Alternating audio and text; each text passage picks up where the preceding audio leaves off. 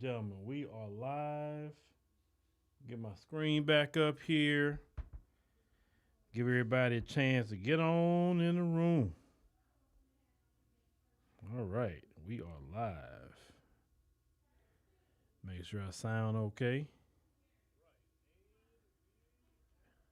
Sound great. All right, everybody. Appreciate you joining me today on this lovely live stream here on African Diaspora News Channel. Today, Thursday,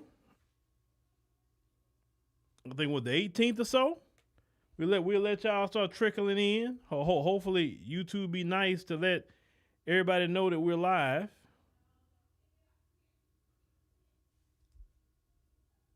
I know some of y'all probably got off of work a little earlier. And shout out to y'all going to work. Especially those of you who getting up early in the morning. I remember when I used to work my job in the petrochemical, and I had a 5 a.m. to 5 p.m. job. And then when I had to work nights, I would work 5 p.m. to 5 a.m. So I had a 12-hour shift that I would work. So that put me getting up a lot of times, me pushing it, 3:30 a.m., jumping up, having to jump in the shower, all of that. I had to have everything kind of set up the night before so I can just basically shower, get ready and everything in 30 minutes, be out the door by 4 a.m. so I can be at the job, for 5 o'clock to clock in. Because, I had like relief and all that I had to do. But like I say, I did that mess, for 22 years. And I'm so glad I'm not doing that no more, ladies and gentlemen. Oh, Lord. It's such a freeing thing when you don't have to punch a clock. Now I will say I work more now than I did then, but I work more mentally. I don't work physically. And I'm going to tell you this much. What I noticed, all that working night stuff was cool when I was in my 20s. When I was in my 30s. But I'm telling you, the moment I became 40, when I hit 40 years old, them nights wasn't the same no more, working nights, working 12 hours. That's why I tell anybody who's 40 and up, nights are not for you no more. That's for them 20 to 30-year-olds. They can do nights. But 40 and up, no. You need to work a daylight schedule. You need to have your proper bedtime. You need to prioritize that a lot more. Your body can't take, because when you work nights, if you do the research, they have a thing called shift worker syndrome. And with shift worker syndrome, because you're not getting the proper rest, because your body was constantly changing, you start having health issues, sleep deprivation, weight gain, all these different things happen to you because your body is not set to one clock. You know what I'm saying? And even if you work straight nights, at one time I worked for 3 years straight nights, even though I liked it because I didn't deal with no supervisors. And we could sleep on the job. It was beautiful. You could sleep on the job. But still, you still felt like you never got enough rest. And at that time, I was working 4 nights on, 4 off at that time period. So, y'all talking about football. We're not talking about football right now. But yeah. So shout out to everybody that's working shift work. Let me see how long we got here. 4 minutes and some more seconds. Let me see what's going on with YouTube tonight. What's going on with YouTube? Because normally I have way more people jumping in. But let me tell y'all about something else. And this is why it's important. Y'all like my pen here. I picked this up when I was in Costa Rica.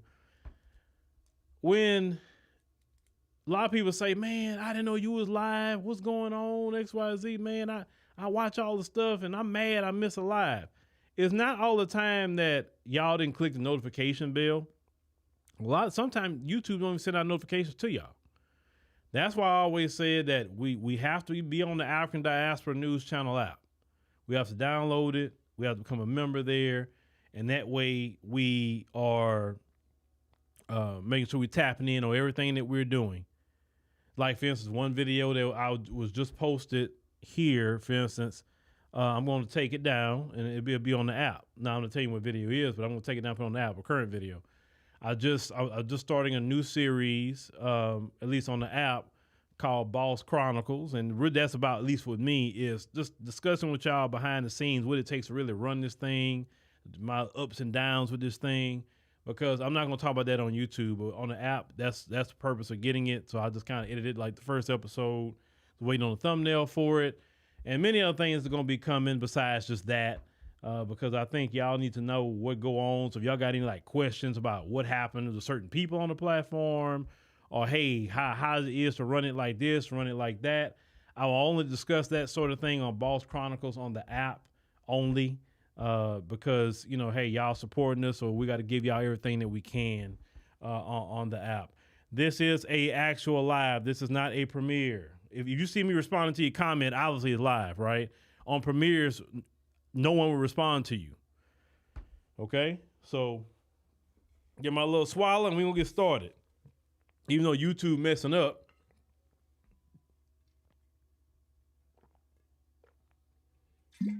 all right. You know, my trusty water bottle. So let me get this thing going because I know I got to work on a podcast tonight too. So we're going to talk about South Africa tonight.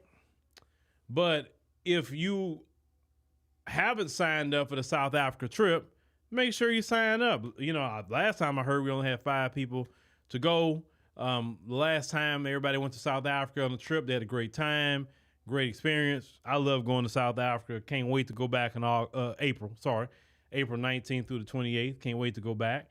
That is one of my, definitely favorite African countries, even though, you know, they are still dealing with some issues and remnants of apartheid. And some of them folks is there at times, and I'm gonna talk to my South African family on this one tonight. It is certain ways they gonna have to stomp out the remnants of apartheid. It's kind of like we having to still stomp out some of the remnants of slavery, maybe some of the remnants. We talking more so the economic, but you have to understand they're about, 1994 to today. It's not that long ago they was in apartheid, so you still got people there that actually grew up in apartheid. I'm talking about the Boers, still think black folks should be in that position, so they act out a certain way. You're not going to really get rid of that mindset more so until a generation is born of them that didn't know apartheid. But the bad part about them folks, anti-black racism is their culture. So even though somebody didn't even grow up in apartheid, they can still be just as anti-black because they make sure to teach that to their children. And it don't matter what part of the world they're in. From what I've seen, anti-black racism is part of the culture. So you have one of our distant cousins here, but this distant cousin, and shout out to her, she is South African, but she mostly grew up here in America. So because she mostly grew up here in America, and because black Americans, how we respond to white supremacy rubs off, right? It do rub off on anybody that come here. You either gonna be like us or you gonna shuck and jive. You gonna sell out. That's really the only two ways you're gonna respond to white supremacy when you come in the midst of black Americans. Period. Either we gonna rub off on you or you's gonna sell out. It's it. You can't be in the middle. It's gonna be either you're hot or you're cold. But I want you to watch what our sister talk about, and we're gonna get to talking to our South African brothers and sisters. So let me get this going, and then we'll talk about a lot of this, which is very, very important. Now, I'll talk to the Boers too, because they love talking to me. Baby, so let me tell you. So I'm obviously in South Africa, and I was in the grocery store, and there's 2 lines. There's like one for disabled, one for 10 items or less. And this old troglodyte, raggedy old lady was in the disabled line, and literally she's going next. And so I went to the 10 items or less line. Cool. She felt some type of way that I moved to the 10 items or less line, and I'm about to ring my stuff up. And I'm just like, girl, you're literally, you can put your stuff on the conveyor belt on that one. But naturally, these old people in South Africa are very racist. But what you're not going to do to me is disrespect me or put your hands on me in my father's country. Absolutely not. Now, South Africans that are from here may tolerate that. I'm never. And so she grabbed my stuff and threw it to the ground. So I threw all her groceries to the ground. This old lady. Now, mind you, I'm in Melrose, so it's a lot of here. And we getting into this big argument, and she's telling the cashier, if you ring her stuff up, I'm like, well, if she's not gonna ring my stuff up, she's not gonna ring your stuff up. Like, we can go tit for tat. And then she put her hands on me and I smacked her. Like, girl, this is not the apartheid. I will beat you up in here. And so naturally, all of the other people and some Asians started getting upset, like, kick her out. I was like, look, I will destroy this store and I will destroy you guys in it for messing with me. Like, do not, like, it's up to here. So anyways, management came over and I'm like, get her, she shouldn't touch me. Like, and I definitely did hit her a couple of times hard, and she deserved that. Don't put your hands on me and think I'm not going to hit you harder than what you did to me. I'm going to smack the shit out of you. And so, like, these old ugly men were like trying to argue with me. I'm like, don't say nothing to me, because at the end of the day, like, it's smoke at this point. Like I have the rage in me to really take all of you. Like, don't say to me. So this how they be treating black Africans in our own country. But it's not gonna happen to me. I will beat you up, like, I promise you. And management came over and they rung my stuff up, and I went on about my day. And I cursed everybody in that. I cursed them out. And I said, what's up? Because what's up? Anyways, I'm going back to my hotel. Y'all have a blessed day. And shout out to this sister right here. Make sure to definitely give her a hand clap for that. Is that, see, she didn't sit up there and put up with it. She regulated on that female, and she had it coming. She had it coming 2,000% because she shouldn't have did that. If you move to another line, not even messing with you, why are you coming over there messing with her? Because she thought that, oh, I can do that. Now, let me say something. Let me say something. And if am I offensive, I'm sorry. But look, the truth gonna offend. The reason why some of them will still do that is because you have some, and not all, like Brother Julius and all those brothers and sisters who have that mindset. They don't play, right? I was there. When Julius and them say they showing up and doing something, let me tell y'all what, they were doing a protest. I never forget that when I was there, and the day before it happened, they pulled up in the shop, and they said, hey, they told, he was I think he wasn't a South African, but he was an immigrant to South Africa. He's an African immigrant, but you know. So they pulled up on old boy when I was in that shop, and they said, hey, tomorrow you close, right? He said, close? He said, nah, I ain't closing. He said, he said, look, you closing the shop tomorrow. So we protesting. And if we come back here and it's still open, you got a problem. I'm just letting you know. And boy, them brothers was about the business. When I saw their face, I said, ooh. I was like, ooh. I said, yeah, he may want to close that shop for one day. Just for one day. He didn't say a week. Just for a national day of protest. That's all it was about, right? Because them brothers, like, they really handle the business. But the issues that's there, like, because I've been told by many South Africans, it's not just the Boers, it's those East Indians who are that way with them. The Asians that come there are that way with them too. So it's not just the Boers, right? And how I look at it is two reasons for that. One, you have a black government, but this black government didn't put them people in their place. Now you may say, what do you mean by put them in their place? Let them know this is South Africa. You're going to respect black people here. Now, what you do in your homeland, go do it over there. But when we come here, you're going to respect all these black people here because they've been through a lot with apartheid. Especially you Boers. You really going to respect black people here more than anybody else. And if you can't respect black people here, then carry your happy self back to your homeland where you come from. It's just that simple.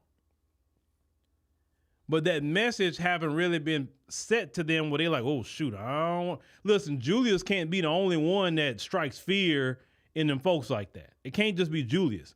It has to be everybody has to have that spirit like Julius where them folks think twice before they say something to you. Because even mentioning, telling them for what I've even seen, even if a black person threatens about Julius's name and the EFF name, they get shook.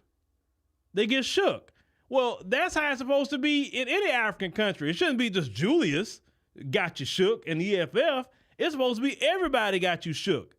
Like, what it would look like me going to China and I am discriminating against Chinese people in their own country.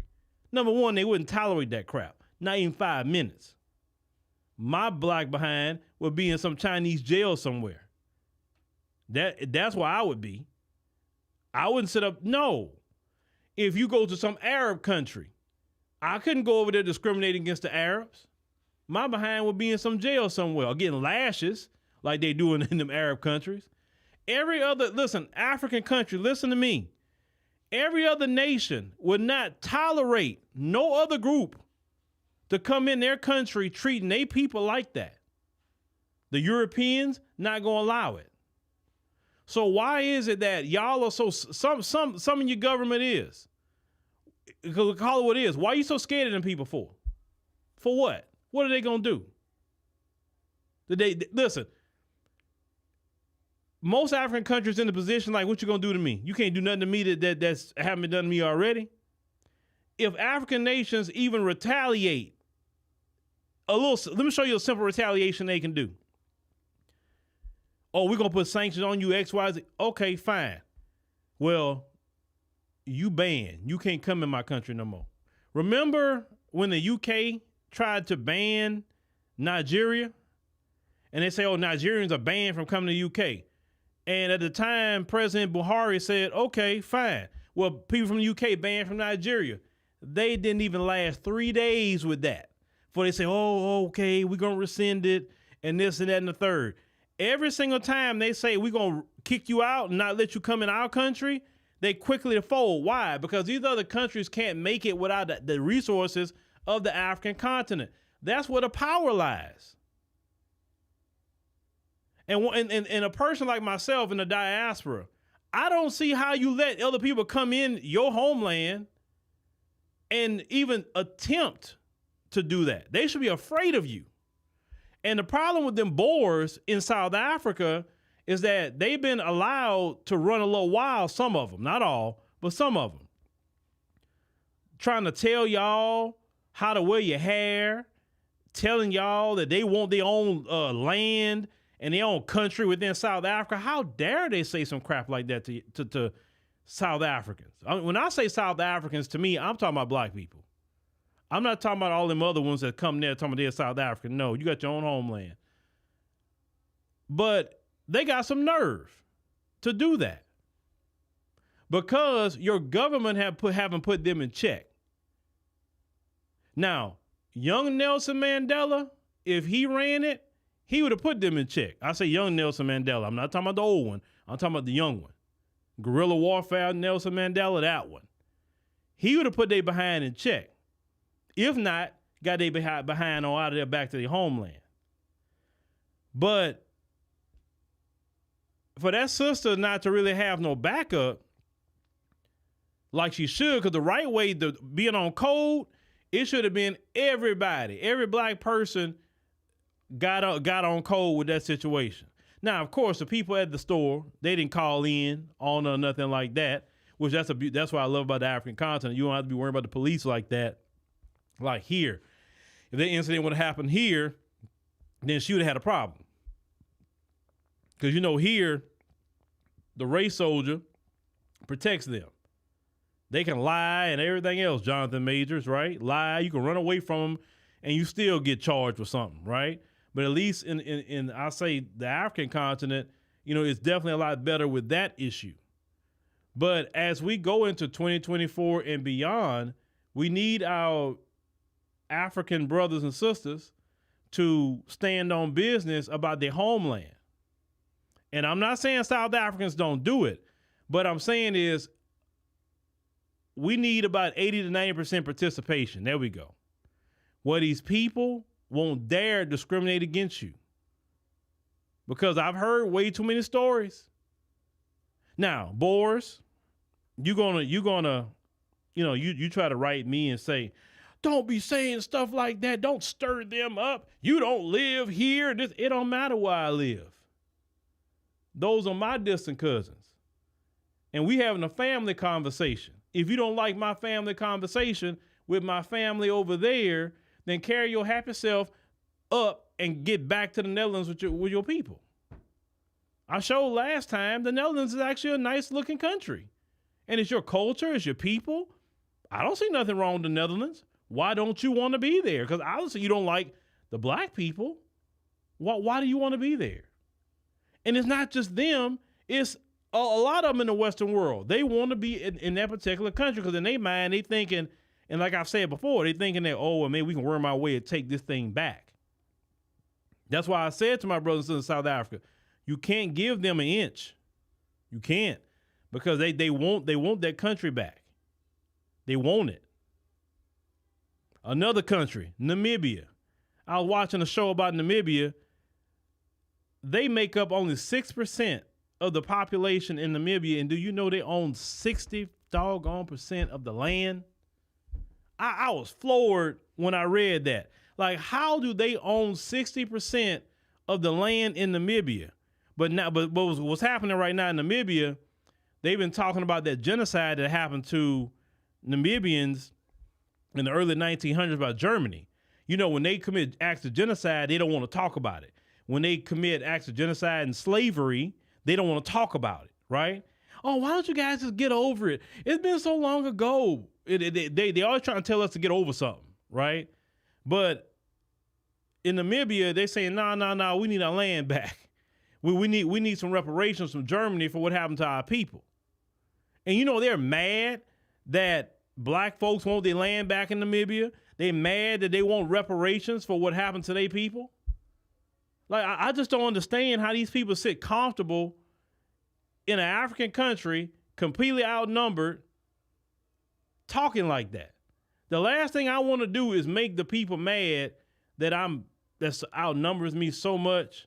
I mean, like, no, I want to be cool with them. Like, look, man, because it wouldn't hurt me none. Like, look, yeah, man, Germany, give them their reparations so I could be cool over here, right? If you're going to live there. And most black folks are not trying to start a problem. They're really not. But the fact is, in Namibia, if they are owning 60% of the land, 60%, they're the numerical minority. It is wrong. And black folks in Namibia should be raising all kind of hell. Just like in South Africa, Julius Malema was talking about the same thing. How those people own a lot of land and black folks are landless.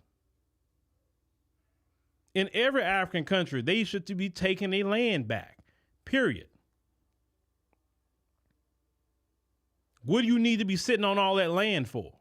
What are you doing? Germany got some land. The Netherlands got some land. Go to your homeland and get you some good land over there, where your ancestors come from. But brothers and sisters, yeah, they are Arab. At least my experience with them.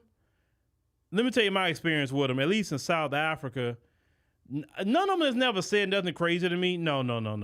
But I remember one time we were walking past one of them, and she was in a car. We was in the same area, Melrose Arch, that she's talking about, and she was just looking. She had this funny look, and I stopped what I was doing, and you know how we do, man. I eyed her down like, "What's up?" like that. And she She turned her head and like that, like, because they know the difference with us. They know the difference. And see, like that sister, she say her father's South African. I don't know if her mother's Black American, but she definitely, she sounded like a Black American.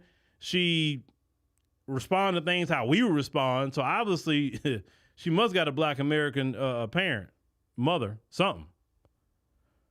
But in 2024 and beyond, young people in South Africa, we need y'all to stand on business, man.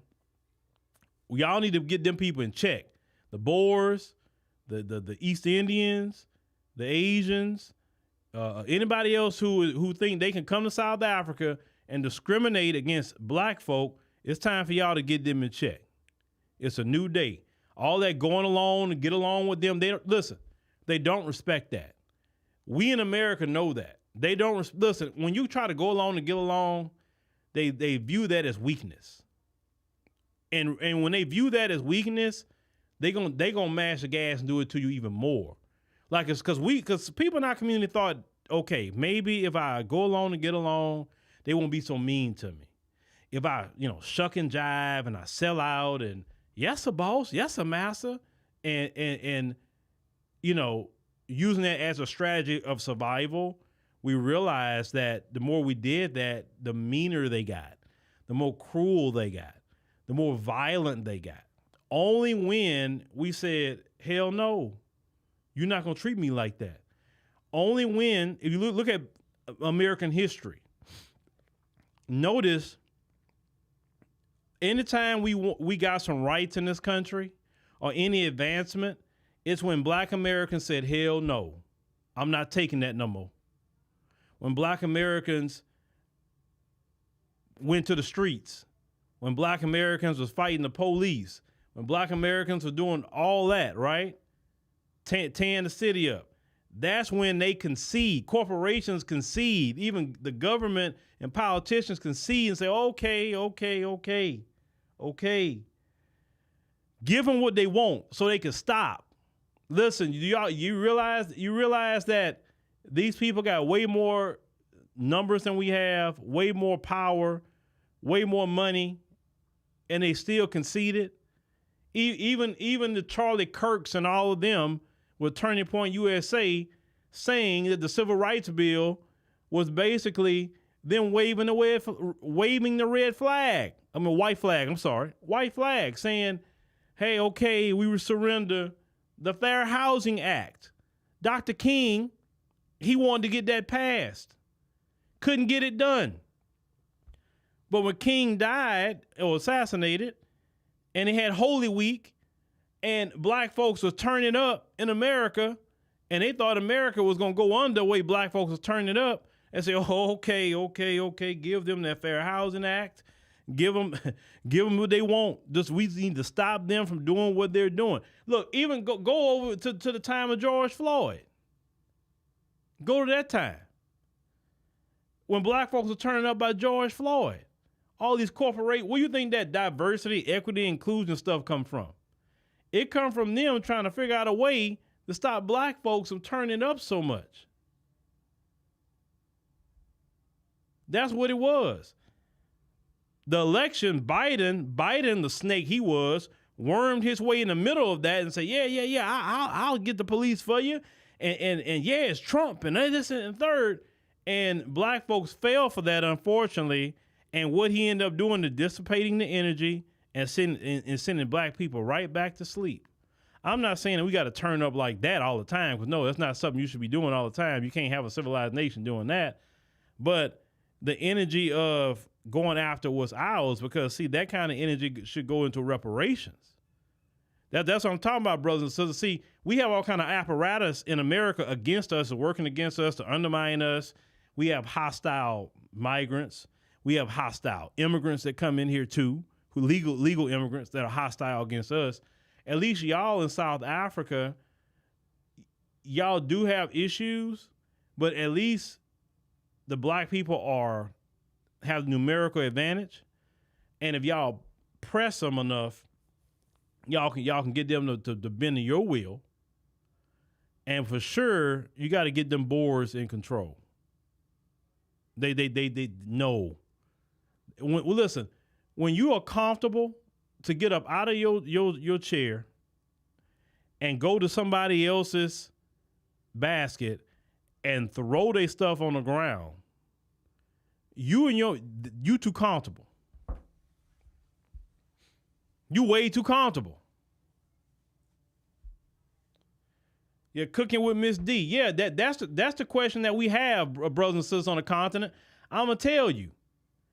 And I'm going to say this. And I love going to the African continent. I love it. But at the same time, I don't like that.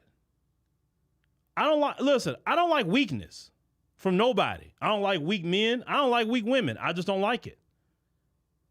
And you sitting up there allowing a group of people who historically oppressed you, historically jailed you. In apartheid, they had curfews that they could not be out past a certain time. They treated them like garbage. They took their homes from them to give to the white people. They was going around just shooting them dead and killing them during apartheid. Those of you who went to the Hector Peterson Museum and looked at all the photos of those kids fighting against those white supremacists at that time. Kids, school-age kids, about my little girl's age, 9, 10, 11, 12, 13. These folks got guns. They using, you remember the metal trash cans we used to have with the tops, using that and sticks and bricks and rocks to fight against them. Because those kids, which I had, it just sent chills through me when I saw that. Those kids had so much respect and to fight for their homeland. Because they were demanding at the time they learned Afrikaans. And I like that sign that says to hell with Afrikaans. And I love that because that's that energy, the need, right? But they had these white supremacists in apartheid. Black folks would lose somebody that was fighting. These folks would go up there in a green vehicle. You can look it up. And they will pull up to the funeral and just start dumping on people at the funeral who's mourning somebody. These are the people and the descendants of the people that you still have in your country in 2024. Them people are still there. They didn't go nowhere in 1994. They're still in the country. You got a group called AfriForum. To me, AfriForum is a terrorist organization due to the history of apartheid and what they push. Ain't no way if I had to be in charge of South Africa, AfriForum would not exist. The dude is running it and all of them be in jail. So you are a terrorist organization. Because of what you promoting, it's apartheid ideals. And you can't be here, so you got a choice. You go to jail or go to your homeland, but you can't be here. Preferably jail, though. Y'all got to have a zero tolerance for anybody. So let me tell y'all something what I don't like.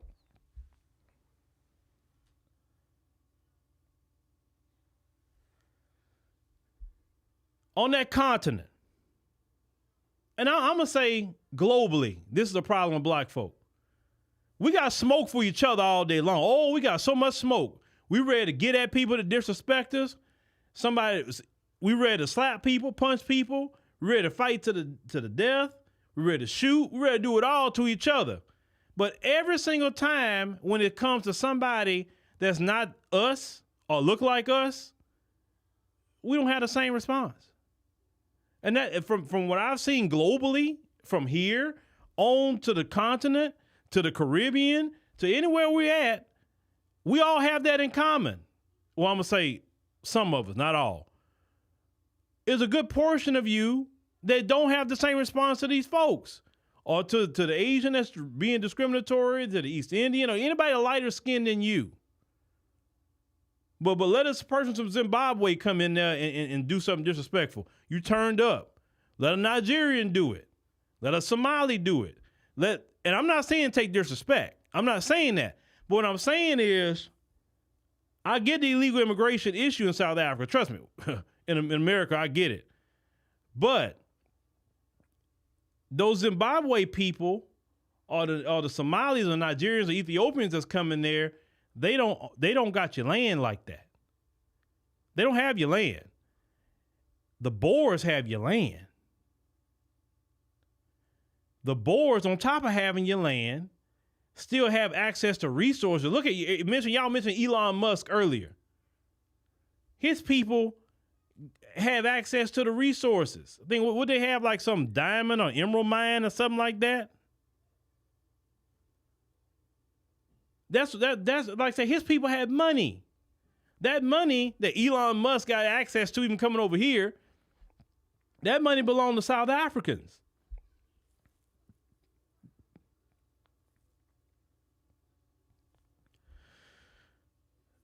And yet these people still got this attitude. And listen, the only people that's going to correct this behavior, because I know this, is going to be the Gen X, Gen Z, and millennials in South Africa. I know that. The young, that group from 40, under 50, 45, under 50 at least, that group, that's the only group collectively that's going to change the behavior on the continent. And listen, I'm rooting for you. Listen, in Black America, we are rooting for you. We want you to do it. I want you to do it. Listen, if I had my wish, which I'm not, I know how y'all on the I don't know why y'all so. Let me tell you about the continent, about politics too. Oh boy, on the continent they get so in their feelings about politics. I mean, we have our issues too, but no, they take it to a different level on the continent, right? You speaking on politics? You ain't no citizens here. Where you talk? Look, everybody speak on American politics. It don't matter. So I would say, man, like I say, what y'all got to lose by putting Malema as president, man? Like, seriously, what do you got to lose by doing that? Y'all had the previous government for a long time. I mean, okay, if Julius don't do what he say he gonna do, okay, well then get somebody else. I mean, it's kind of like what Trump said. What the hell you got to lose at this point? The reason why I like Malema, y'all say, oh, Malema's this and Malema. Listen, let me tell you about Malema. Malcolm X said this. Any person that the folks hate, you run to them. And any person that the folks love, you run away from them. Malema is hated. They hate Julius Malema. I love that brother. I love that brother to death. As a brother, I would love to see him be the new president of South Africa. Oh, I would enjoy to see that. Because we're afraid he's gonna be. They already afraid now. They're afraid the day gonna come that Julius Malema gonna become the president. They're afraid of that. Why are they afraid? Because they know what Julius stand on business on. See, they're not worried about Cyril Ramaphosa. They're not worried about him. They cool with him because they know he's not gonna do nothing to them. That's why they cool. Listen, if they so cool living underneath you and they're not worried, they can do. They have no fear of Cyril. Sorry, they don't. No fear of him. I'm not saying you should have fear of your leaders, but I'm saying if you're doing wrong, which you are, this Julius saying, y'all not going to be treating my people like this no more. That's all. Y'all not going to be sitting up here sitting on all this land and my people don't have it. And that's their reparations, matter of fact. They land. Why you don't want the people to have their land back? You want to sit on the land that you got during apartheid. You didn't buy it fair and square. You got this during apartheid where black people couldn't get their own land. You want to sit on it. You want to pass it on to all these different people in your family. Generational wealth while black South Africans don't have anything. No.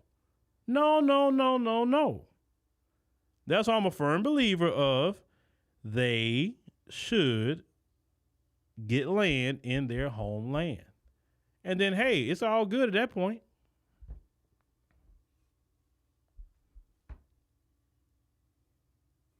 Yeah, one person say East Indians won't let black people own property in India. Probably not. You can't go to other countries as a black person or black people and just buy up all their land and sit on their land. Look, y'all got to think about this. What other countries in the world allow a minority group to own 60% of your land, 70%, 80% of your land? Nobody does that. Listen to me, South Africans, I'm your brother. Nobody does it. Namibians who could be listening, nobody does that. Allow a minority of people to own all the land. They don't allow that. The governments make sure that that can't happen. So it's up to y'all to get that fixed. Now, I'm going to say on the other aspect of it, South Africa has a lot of opportunity for the diaspora. I see it. Trust me, I've seen it so much. It's so much opportunity in South Africa. They have told me many times, man, we need y'all to come on back, man. We need y'all to come over here with us and XYZ. And yeah, you know, like I said, it's okay to go to South Africa. And if one of them Boers think they can get out of line, you give them some good old black American checking. And they realize real quick, oh, shoot, that's one of them black Americans. I don't know what I was thinking. And especially if you got like a business here in America and it's doing very well, Johannesburg would be a great place to go open up a business like you got here in America, hire the locals, right? And once you create a business hiring the locals, there's many ways you can even get up to a citizenship. Like, cause people always talk about, we can't get a citizenship. That's not true. In South Africa, they have a thing called the retirement visa. It's a 4-year visa you can get. Look it up. Even your children can get a retirement visa in South Africa. You just have to prove that you make $2,000 a month, which is not much. You prove you make $2,000 a month. They're not asking you for $100,000. They're not asking you for $1 million. Just $2,000 a month to get a retirement visa. If you stay in South Africa on that retirement visa and you renew it, I think the second time, which puts you at 8 years. After that 8 years, you can go for citizenship.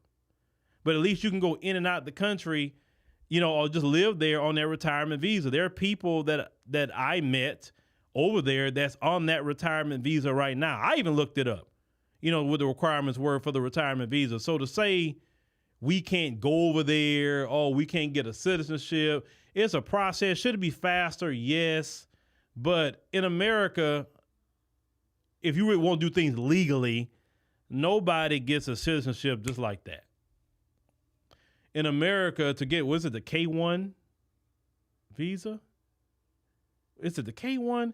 Well, you have to, it's like an investment. You have to put in $500,000. Some countries are like 100,000. America is 500,000. Of course, they have to check you out, but $500,000. No, I get it. The country should give us citizenship because of slavery, and we should be able to choose our own country and X, Y, Z. I told y'all, if I had to craft a plan for the diaspora, if they want to become citizens, I would say they need to travel to countries and see which one is well for them, because not everything worked well for you. I think you need to learn about the country personally, because it's not America. You have to unlearn some things in America to get acclimated there. I would say Black Americans or Black British or whatever, if you don't speak the language, then I think you need to look at English-speaking countries so we don't have a language barrier. Because, see, I've been seeing a lot of issues with Tanzania. And first of all, in Tanzania, they speak a lot of Swahili. They don't really like to speak English. Well, if you don't know Swahili like that, you're going to have a problem. Now, you can go to Kenya. Kenya speaks English and Swahili, but everybody speaks English. So you wouldn't have a problem in Kenya.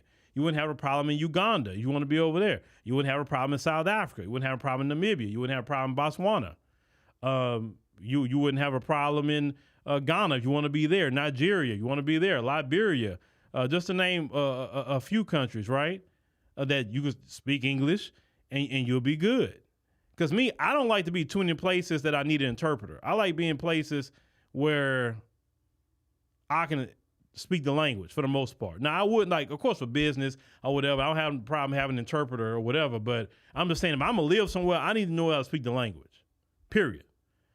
And that's why I think gets a lot of Black Americans or just the diaspora itself in trouble on the continent is when you're trying to go to countries that don't even speak your language like that and you don't know the language.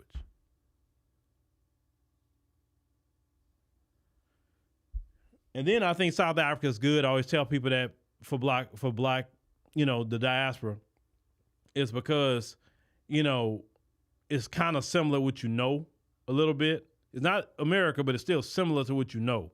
So it won't be so, oh my God, this happened and that happened. And, the price is the price that you see in the store. It's not that, oh, you pay me this because you're a foreigner. No, the price is the price. No different what you. That's why I said South Africa is a great country to start with. It's very similar to kind of like what the people, with apartheid. You can relate to the South Africans that way. Have a lot of great conversations with them. Which they love to talk to us, and we, definitely I love to talk to them. So I mean, like I said, it's more positives in South Africa, definitely than the negatives with the Boers and it. Because like I said, these are the groups, and y'all know that we dealt with we in the belly of the beast. We've dealt with everything, right? They are light work. They really is. Because think about it. How many times even hear when you start pressing them, how they back off? They not tough like they claim they are. They only tough when you are weak. That's when they tough. When you're afraid to defend yourself, when you're afraid of this, afraid of that, it's like how dogs sense fear? You know how the more afraid you are of a dog, the more the dog's gonna get aggressive with you, or the dog's gonna be more want to chase you.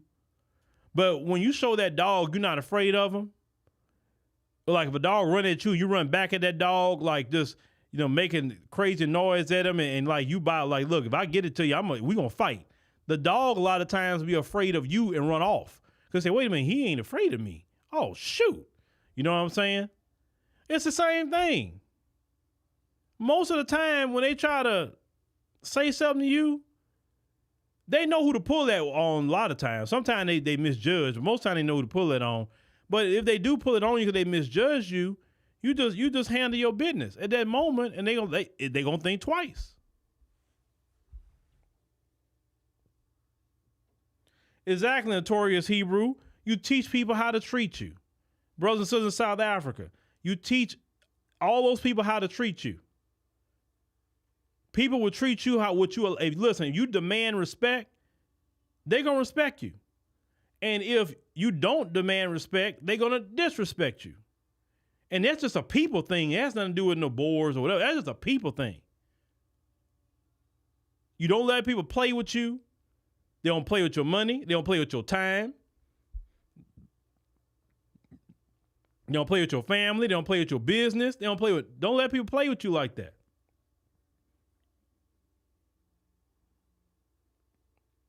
Look at them straight in the eye when you talk to them. Don't look down. Look at them straight in the eye when you talk to them, and don't take your eyes off their eyes when you talk. Trust me. If you know how to do that very well, a lot of times they'll start looking away at you, looking other places. Y'all really need to learn that. They'll say, I don't know what he on, but man, he on something else. And they'll treat you so nice. I'm telling you, if you have a certain demeanor, they going to treat you nice. I know what I'm telling you. I don't have problems with the folks like that. I don't have them treating me bad. I'm telling y'all, on an individual level, they treat me very nice. And if you treat me nice, I'm going to treat you nice. I am not a mean person. I will respect everybody I meet. I was taught to respect everybody, and I will respect everybody. But if you think you're going to disrespect me or just give me that body language, you know what I'm saying? And I'm not saying I'm bad or nothing like that, but there's just certain ways that you could be that people say, oh, you know what? Yeah, I'm gonna respect him. I'm gonna respect her. It's just how you come across. You don't come across as a clown. You don't come across as not serious. People can look at your demeanor and region, and they know. They know.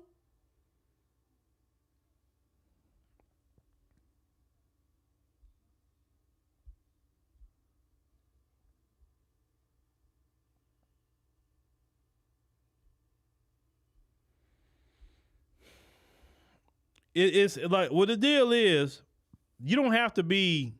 You say you wish you were stronger at times. It's not very hard to stay like that, though, right? You just gotta just. I don't know. When you learn about yourself, you get confident in who you are, confident in your people, just really confident on everything that you should be. And you're not walking around here, looking for validation, especially when you're not looking for validation from them. You don't have to ask them for much or anything. That's why I think I'm more so push entrepreneurship, because when you get to the point that you don't have to worry about asking them for a job because you made your own job, that puts you on a different level. Or if you work for a black, business, and you don't have to beg them you ain't worried about your paycheck coming from them, so you ain't got to deal with them. Because unfortunately in America, a lot of us have to deal with them because of employment purposes. But let's say a lot of us didn't have to. The thought process would be different. But in South Africa, you just let them know, brothers and sisters, disrespect will not be tolerated. You let them all know that.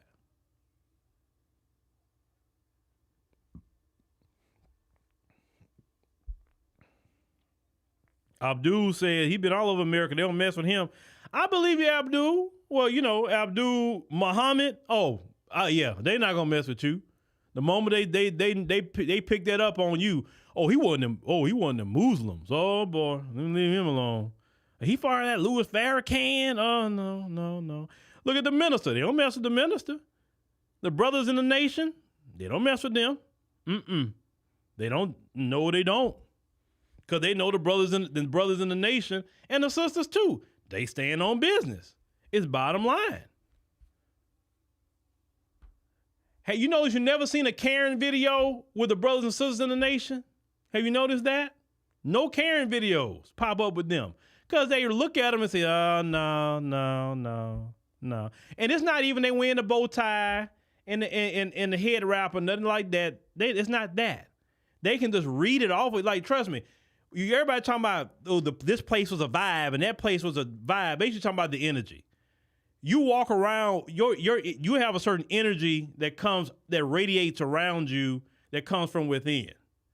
Now, that energy can show that you're strong, confident, know who you are, and you're about business, or that same energy from within could come out and show that you're weak, that you're not learned, that you're a clown. I mean, people pick that up. Energy is around you at all times. And you know what I'm saying? It is. Just like, for example, when somebody's energy is off, certain people could come in a room and like, man, why all of a sudden just feeling depressed around it. Like, you look at this person and you just feeling what's coming off of them, say, man, I need to get away from you. Like, you got this negative, and you ain't even said nothing, but you could pick it up, right? So energy is around you at all times, and it comes out of you. Some people, you just love to be around them, right? They just got a positive energy. They happy all the time. They just fun to be around. Then you got some people like, man, I ain't trying to be around her. I'm not trying to be around him. Oh, Lord, no. Man, every time they come around, man, they bring the whole place down. Just when they just talk for 5 minutes, everybody like, doggone it, man, I hate my life now. Y'all know what I'm talking about.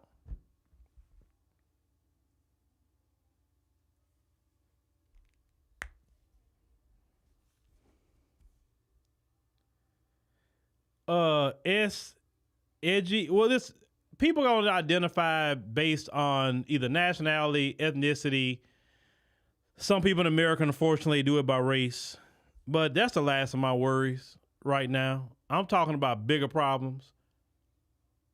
And bigger problems is this. Get your spirit right.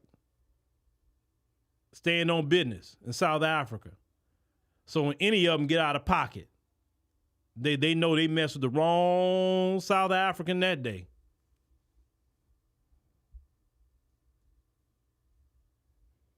Yeah, Crystal. I'm with you, Crystal. They have never really bothered me like that either, Crystal. Like I'm telling you, they have been so nice to me. It don't matter where I go. It don't matter what hotels I've been in. It don't matter what vacation. If anything, they're being nice to me to ask me, to get my business, to be pocket watching. Oh, what you do for a living? And like, oh, you know, that sort of thing. And they so nice and they ask it. And like I said, I'm a straight up black man. And I say, well, why they treat some people like this? Well, I say, I know I'm black, right? Why they treat me a certain way? But I see them, there are times you can watch them treating another black person.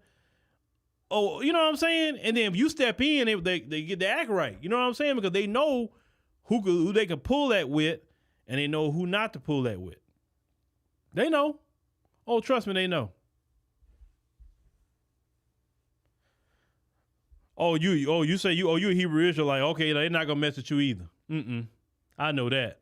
They're not gonna mess with you. They intrigued by you, but they're not gonna mess with you. Because most of the brothers that I've seen in the different camps, they by their business. That's it. As long as you stand on business, and the thing is with the nation, the Hebrew Israelites, you know, brothers been in the Panthers, just brothers that's just about their business. Number one, they gonna respect you. They gonna respect you. They may not like you, but they gonna respect you. And number two, a lot of times they gonna treat you real nice. Because that's the best way for them to treat you.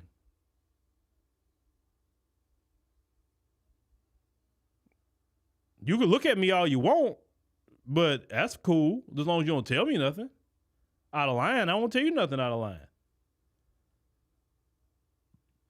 But we need more brothers and sisters to be showing up in the African continent. I know, speaking about different camps, I saw Bishop Nathaniel. He was Israel United in Christ. See, he was in South Africa. See, Bishop Nathaniel, he travels to these different countries. And he get them told. That's why I like that brother. He get them told. Any brother that's putting them on blast and telling them about themselves, I like that. I like that.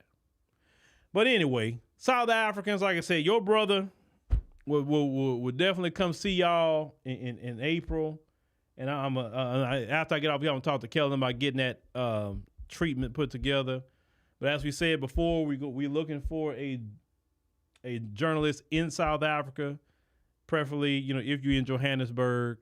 We're going to put everything together for that. But when I go there to April, we got to find somebody because we got to complete our mission for 2024. We got to have a South African journalist. And that South African journalist is going to be covering these stories like this that I just done, right? That way I don't have to cover it. Y'all can cover it because y'all from there. Y'all know certain things. And we need a brother or sister who's good at what they do and who's not fearful, not worried about no political parties or anything. They just ready to tell the truth. That's what we need. We don't listen. You fearful, you can't even work around here because it's just not going to work. We need people that's going to tell the truth. We need that. We need people to know, shoot, if he covers it or she covers that, oh, man, it's going to draw attention. We got to have that. But with that being said, thank y'all for listening. Greatly appreciate it. If you haven't downloaded the African Diaspora News Channel app, please download it and get a membership there. You know, once you download it, you can click like a video in the news tab to tell you sign in. Right next to it, there's a create account. Just create your own account. Choose a monthly, quarterly, or yearly membership. We'd be greatly appreciate you for that. Like I say, we bring a new, series that's only going to be on the app. Certain content will be coming down from YouTube, and it will not go back up, but it'll be on the app. Everything on the app is for the one-stop shop for just about everything that we're doing. That we say, I don't know, I didn't know you had this. Videos and that I never saw them. Well, they're definitely going to be on the app. So thank y'all for listening, and we'll see. Oh, okay, about the retirement visa. Yeah, look into it. Look into it. There are ways. If you want a citizenship in the African continent, you can get it. You can get it. If you're single, if you're a single man or single woman, and you want to, let's say South Africa, you find a sister in South Africa, brother. She look good. She a good girl, whatever. You want to marry her. Marry her. Go ahead. That's one way to get a citizenship. It's through marriage. They do it here in the States, right? So we appreciate you listening. We'll see you on the next.